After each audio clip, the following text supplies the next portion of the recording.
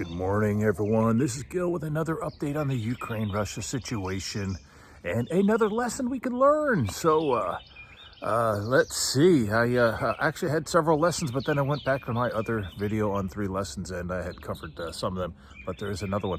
So, some update. I did find a site in UK that actually gave me maps of the progress and talked about the military situation more from a reporting viewpoint.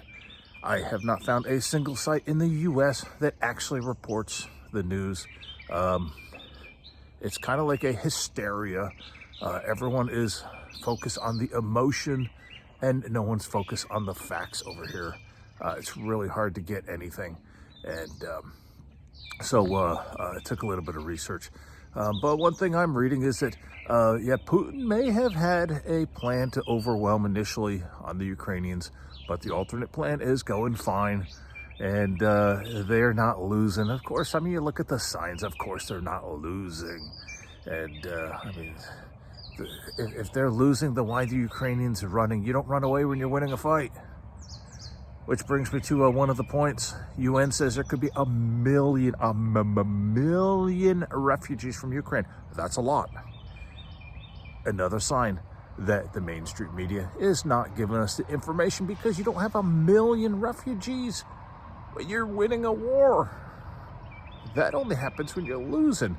And one of the minor cities sounds like fell to the Russians, although there may still be some fighting inside. And Russian forces are still progressing. The capital city, Kiev, has been bombed, and the world is freaking out, going against Russia. And it's just, it makes you really wonder what is going on behind the scenes. And I mean, we know it's the Build Back Better. And it's that globalism, it's that last gasp. I've said this in another video. I believe that the globalists have decided to make their move. And this is, I'm sure this is part of it. I sound like a dang conspiracy theorist. The problem is these conspiracy theories are all coming true.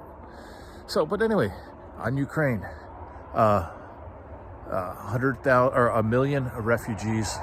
Russian troops are advancing. They're advancing out of Crimea. They're advancing towards Kiev. They're advancing from the east to the west, and so they are advancing. Here's the thing to watch for. There may be resistance.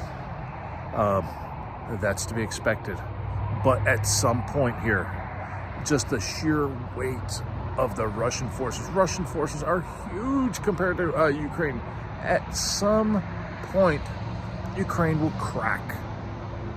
And by crack, I mean, right now they are giving resistance. I mean, you guys are putting up a heck of a fight for somebody who's not prepared.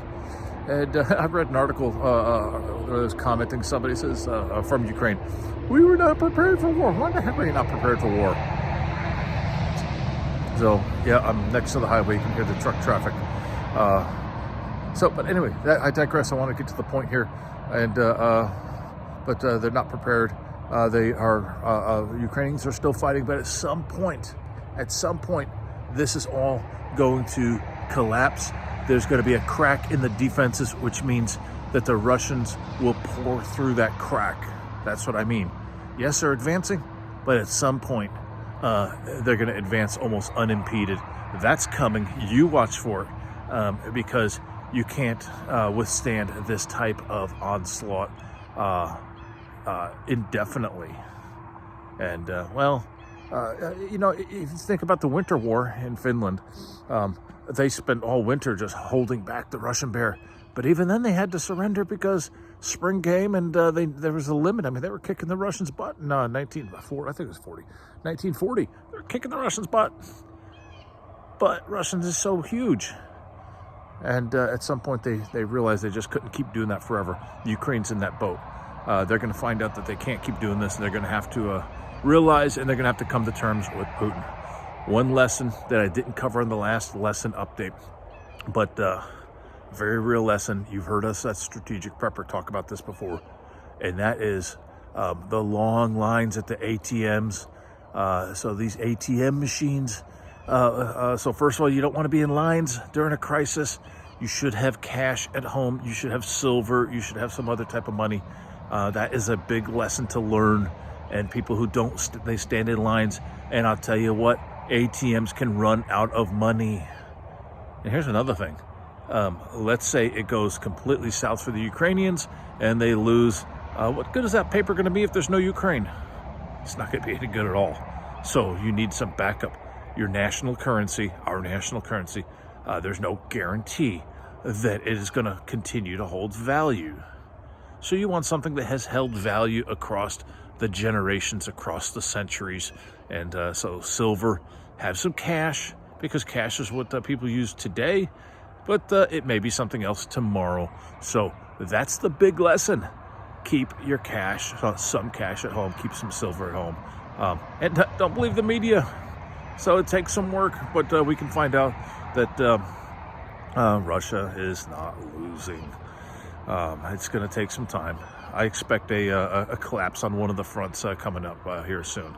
All right, so this is Gil with Strategic Prepper giving you an update, and stay safe, and please stay prepared.